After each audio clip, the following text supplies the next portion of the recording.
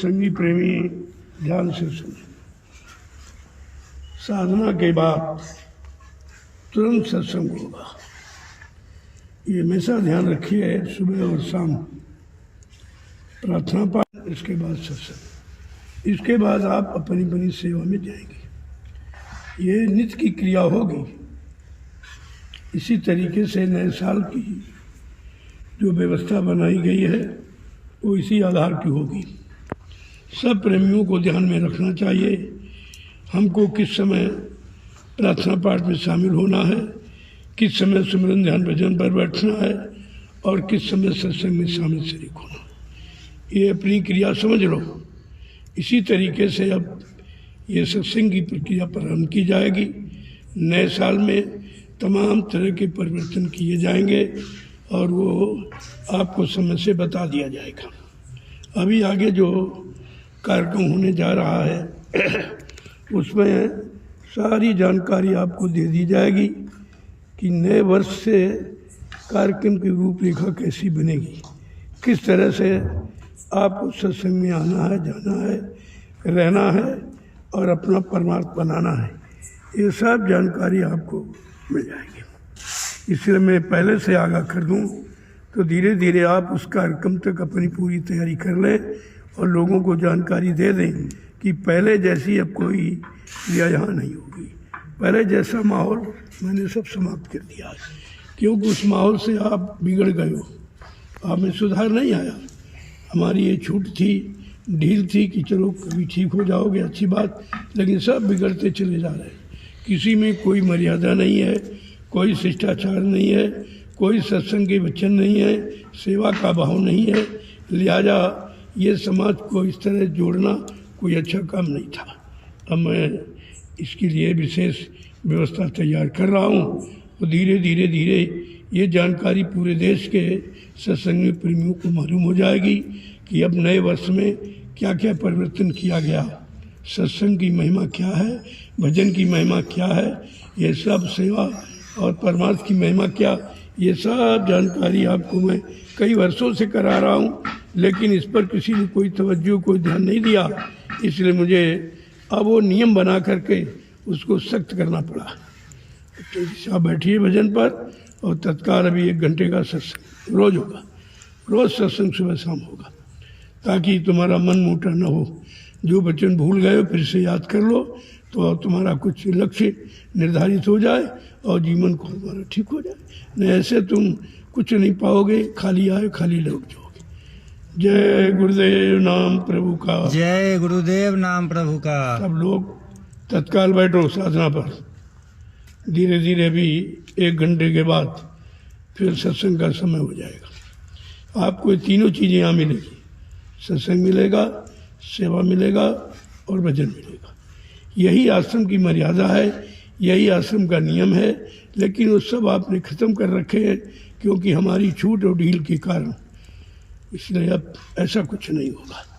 जय गुरुदेव। जय गुरुदेव। जो भी बोर्ड लगा दिया गया गेट पर उसको आदेश मानो, वो हमारे ही वचन है। मैंने ऐसा क्यों किया है? ताकि आप लोग सुधर जाएं। आप जिस काम के लिए आए हो, घर परिवार बाल बच्चों को छोड़कर, वो काम आपका नहीं हो रहा है। लिहाजा आने का मतलब कुछ नहीं हल है। तो कोई ना कोई चीज़ बनाई जाती है, उसका न कोई नियम होता है, कोई सिद्धांत होते हैं, कोई कानून होते हैं। तुम्हारे यहाँ कोई सिद्धांत कानून नहीं था किसी तरह का। इतने लोग अमर्यादित हो गए हैं, बेकार हो गए हैं और नियम कानून से एकदम बरी हो गए, संसारियों से गए गुजरे हो गए। इसलिए हमको ये कदम उठाना पड़ा। मैंने आपकी सेवा के लिए जो जिसकी इच्छा हो वो सेवा पेटी पड़ी हुई है, उसमें आप डाल दें, वो हमें मिल जाएगा। मैं उसको सही जगह लगा दूंगा।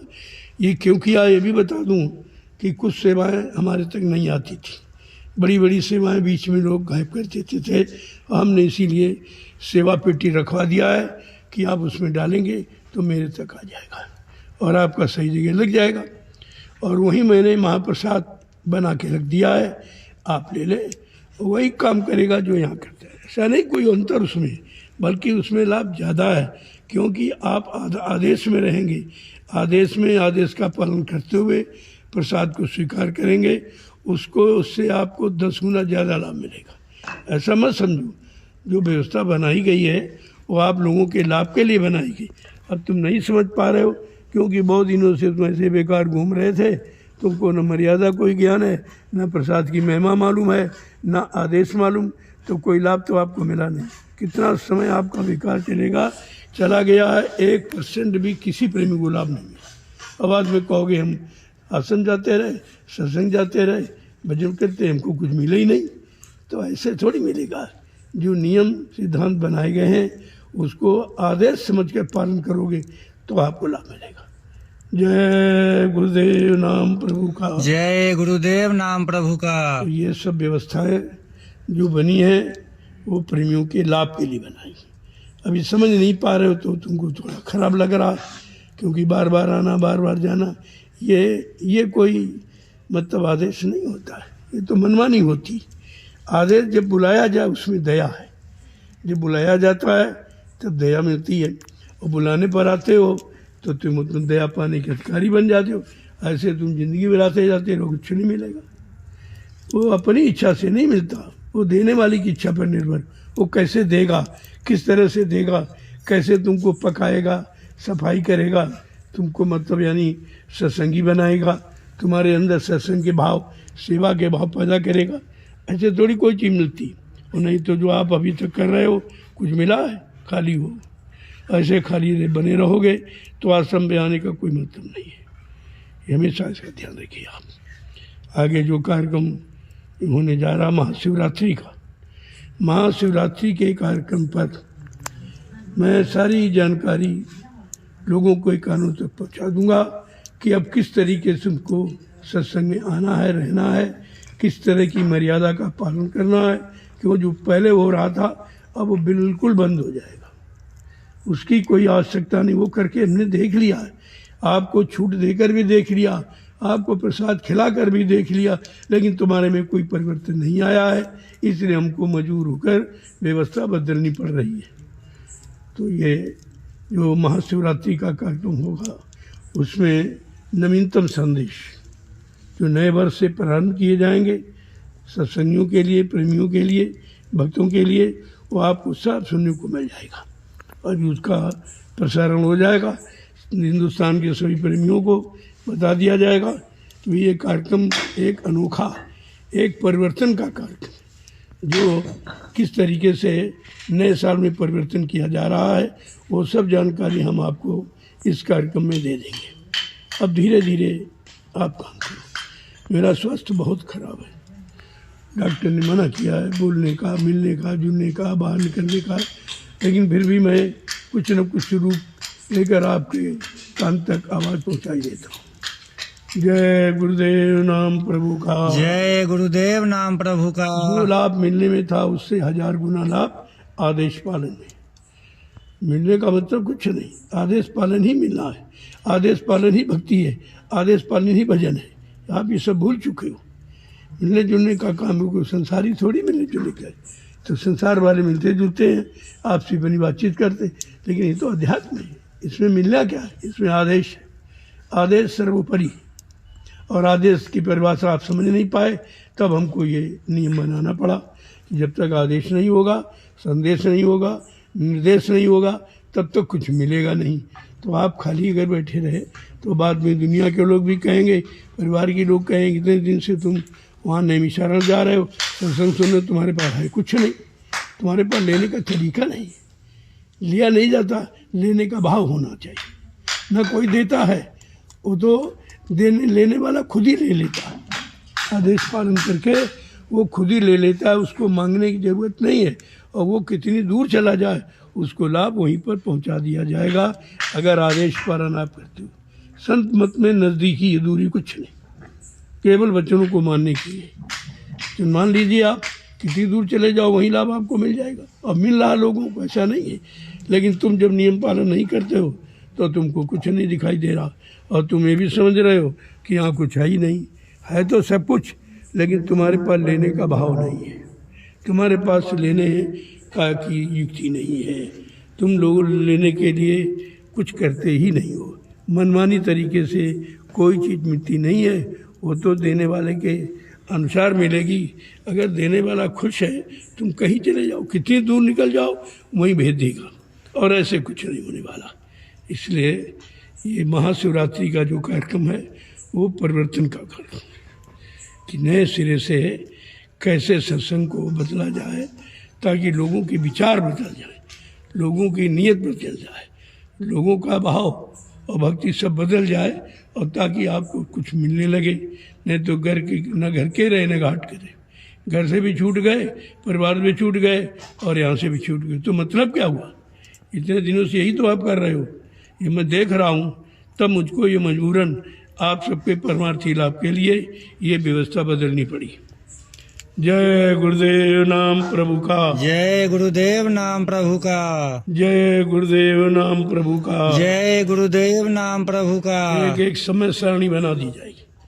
इतने बजे पर प्रार्थना, इसके बाद मतलब सुमिरन ध्यान भजन, इसके बाद 1 घंटे का सत्संग। उसमें बीच में आपको टाइम मिल जाएगा, कोई भाषा तुम जाना कोई कुछ है तो उसके मतलब भजन के 1 घंटे बाद तुरंत आपको सत्संग पर बुला लिया जाएगा, और वहीं से प्रसाद की। देखो, प्रसाद है असली वचन, दया, आशीर्वाद, इसको प्रसाद के। ये तो आपको दे दिया जाता था, लेकिन उसका भी विधान रखूँगा।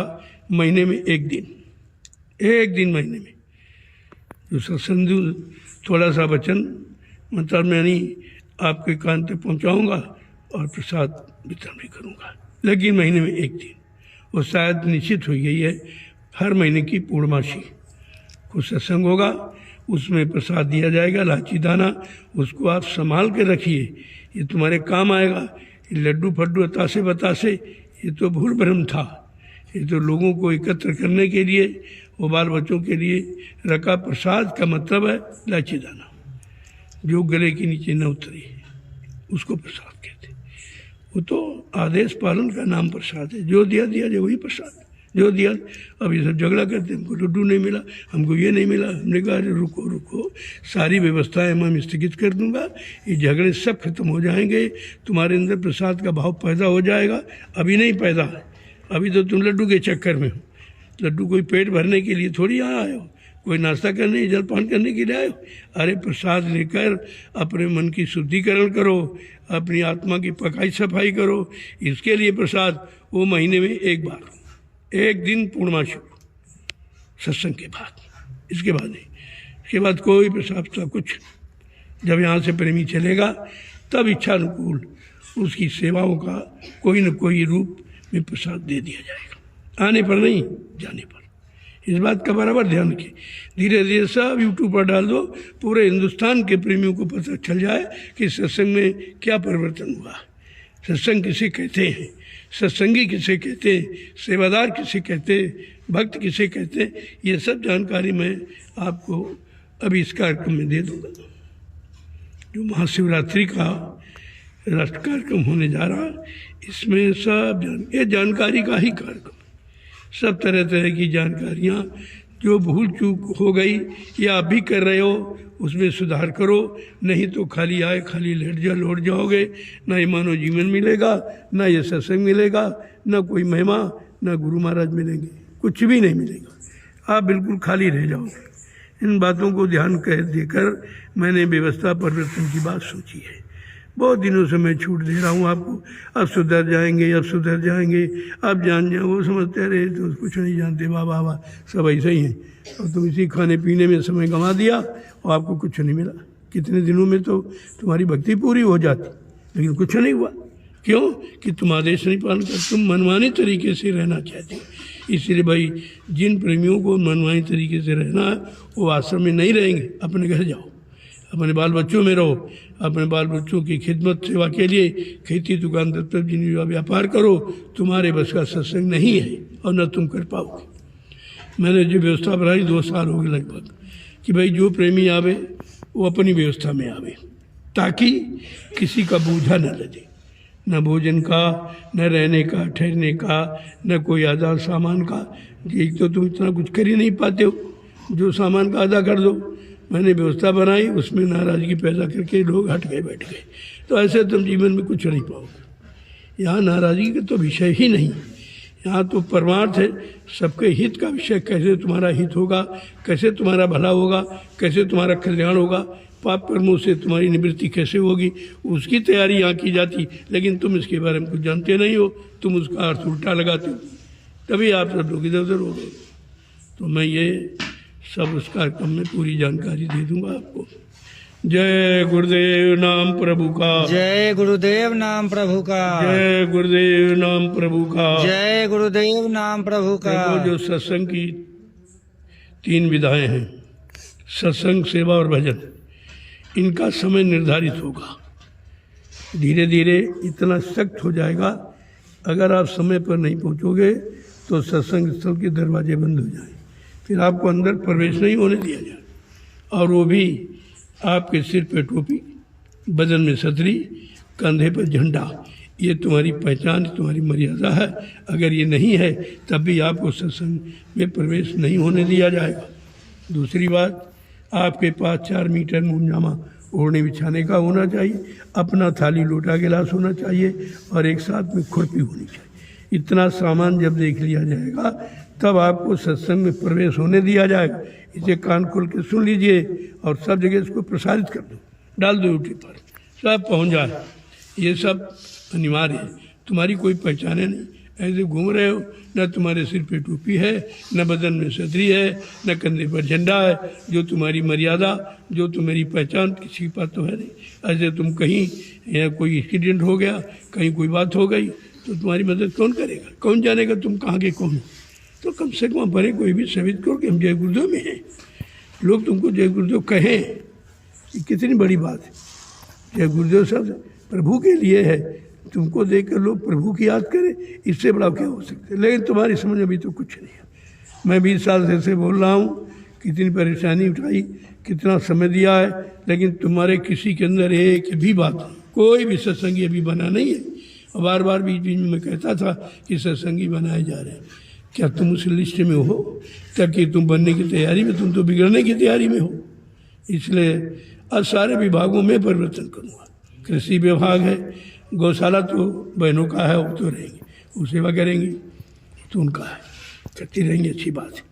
लेकिन खेती का विभाग है, ट्यूबवेल विभाग है, अन्य और बहुत से विभाग अभी जानकारी दूंगा आपको। उनके विभागों में परिवर्तन करूंगा और वो हर 3 महीने के बाद उनमें बदलाव करूंगा।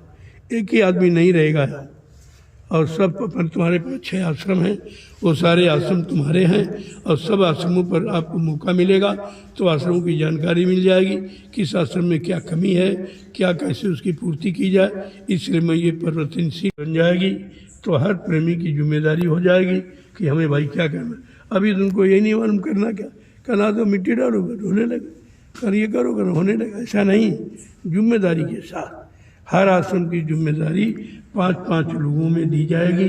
उन 5 लोगों के नाम मैं आपको सब बता दूंगा, कौन कौन लोग किस तरह से क्या क्या सेवा करेंगे। एक व्यक्ति नहीं, एक व्यक्ति तो बिगड़ जाता हो, वो समझता बस हमारा, उसमें वो बिगड़ जाता, बजाय बनने के बिगड़ जाता, बजाय परमार्थ की सेवा मिलने के उसकी सेवा समाप्त हो जाती। इसलिए ऐसा काम कोई नहीं करूँगा जिससे प्रेमी का नुकसान हो। अब वो ना समझ पाओ बात आपकी अलग, तो इन बातों को ध्यान में रखिए और पूरे हिंदुस्तान के प्रेमियों को ये जानकारी दे दीजिए। वो किसी मत का हो, इससे मतलब नहीं है। अगर गुरुमुख है तो उसको इसकी आवश्यकता है, तो बता दीजिए आप। तो लोग ये तो नहीं कहेंगे कि भाई जो जानते थे नहीं जानते थे, चलो उन्होंने नहीं बताया, लेकिन बाबा जी जानते थे, उन्होंने क्यों नहीं बताया। इसलिए मैंने सब कुछ करा के दिखा दिया। परमार्थी सेवा हिंदुस्तान में कहीं नहीं चलती, आपका चल रही, करके दिखा दिया हमने, और काम भी आपके सामने। देखिए आप किस तरह से लोग लगन के साथ करते, रात और दिन करते। ये छोटी मोटी बात नहीं है, आगे इसी का तो इतिहास है। इतिहास सब बन रहा, ऐसा नहीं जो बोला जा रहा है ये भी इतिहास है। आप नहीं माना, ये भी इतिहास उस समय के प्रेमी ने इतना समझाया गया, किसी ने माना ही नहीं, इसीलिए सब खाली रह गए। तुम शिकायत नहीं कर सकते हो कि हमको कुछ मिला नहीं, क्योंकि तुमने मिलने पाने वाले काम नहीं किया। अपनी इच्छा, अपनी मनमानी तरीके से यहाँ रहते हो, जो काम नहीं करना जो सब काम करते हो, तो ऐसे तो कभी भला नहीं होगा, कल्याण नहीं होगा। चाहे जीवन भर पढ़े रहो, यहाँ पढ़ने का लाभ नहीं है, यहाँ नियम और कानून कायदे से रहने पर ही कुछ मिलेगा। जय गुरुदेव नाम प्रभु का। जय गुरुदेव नाम प्रभु का। बैठो वचन पर। इसके बाद 1 घंटे का मौका भी मिलेगा, तो इसके बाद सत्संग होगा। सत्संग वचन जो आपको मैंने पहले सुनाई, 20 वर्ष आप भूल गए, उनकी मैं फिर से याद करूँगा, और एक नहीं पूरे हिंदुस्तान के प्रेमी को याद करूँगा, क्योंकि ये सत्संग कहीं नहीं है। कुछ थोड़ा बहुत किताबें तो हमें पढ़कर लोगों ने इधर उधर सुन लिया है, लेकिन ये जितना मैंने 20 वर्ष हिंदुस्तान में प्रसारित किया हूँ, ये सब देख करके समझ कर सोच के किया हूँ। इसलिए ये कोई पढ़ाई लिखाई का विषय नहीं था, ये अनुभव का विषय था। जय गुरुदेव नाम प्रभु का। जय गुरुदेव नाम प्रभु का। इसलिए देश के समस्त गुरु प्रेमी गुरु भक्तों से हमारी प्रार्थना है कि समय बहुत खराब है। अब सब लोग एकजुट होकर अपने आत्मिक कल्याण की बात सोचो। अपनी अपनी बात तो आपने सोची, पैसा मिल जाए, जमीन मिल जाए, आश्रम मिल जाए, इससे कुछ नहीं होगा, ये तो क्षणिक चीज है। अब अपने अपने आत्म कल्याण की बात सोचो। मैं उसके लिए प्रार्थना कर रहा हूँ। न समय जा रहा है, ये दोबारा मिलेगा नहीं आपको। बहुत दिन हो गया है, ये मिल जाए, वो मिल जाए, धन मिल जाए, पैसा मिल जाए, सम्मान मिल जाए, पद मिल जाए, तो जिनको मिला वो क्या ले गए? क्या उन्होंने उससे कोई लाभ उठाया है? इसलिए तुम परमार्थी डगर पर चलते हो। आपका वास्तविक लाभ है जीवात्मा का कल्याण। वो तो आपने कभी सोचा नहीं। वो अगर सोचा होता तो मथुरा की बनी व्यवस्था बिगड़ती नहीं। केवल स्वार्थी तत्वों के कारण वो सब व्यवस्था बिगड़ गई है। इन स्वार्थियों का कोई काम नहीं है। न ये स्वार्थी कभी अध्यात्म में थे, न है, न आगे कभी रहेंगे। इसलिए इनसे थोड़ा अपना पीछा छुड़ा लो और अपने आत्मिक कल्याण के लिए लग जाओ। आत्मा के कल्याण के लिए मानव तन मिला है, गुरु मिला है, गुरु ने नामदान दिया है, सेवा भाव हमें हमारे अंदर पैदा किया कि किसी तरह से हमारी आपकी जीवात्मा का कल्याण हो। बार बार इस मृत रोग मंडल में 4 खान 84 लाख नरकों की योनियों में आना जाना न पड़े, यही हमारा सबका उद्देश्य होना चाहिए और यही गुरु की मर्यादा है। जय गुरुदेव नाम प्रभु का। जय गुरुदेव नाम प्रभु का। जितने आश्रम अपने हैं, वहाँ के जितने जिम्मेदार हैं, उस सब के लिए यही आदेश है। ऐसा नहीं कोई सतपुर धाम के लिए मैं आदेश कर रहा हूँ, ये तो मैंने संपूर्ण हिंदुस्तान के गुरु प्रेमियों के लिए कहा हूँ। और फिर तो अपने लोग जिन जिन आश्रम में आवास कर रहे हैं, उनकी पूरी जिम्मेदारी है उन आश्रमों को सुचारू रूप से चलाएं, नहीं तो तुम्हारे पर कर्मों का बोझा लग जाएगा कि तुम्हारी जिम्मेदारी पर कितने जीवन। यही तुम्हारा वचन है। अगर उन वो जीव सही तरीके से सेवा नहीं पा रहे हैं और सही तरीके से रह नहीं पा रहे हैं, तो ये जिम्मेदारी तुम्हारी होगी। हर आश्रम की जिम्मेदार, चाहे वो दयाल आश्रम हो, चाहे वो ज्ञानाश्रम हो, चाहे सद्गुरु धाम हो, चाहे भी नया शिवाश्रम आपका बना हुआ है, इन सबकी एक ही बात, एक ही कानून सबके लिए। ऐसा नहीं कोई अलग अलग। तो जानकारी सबको दे दीजिए आप।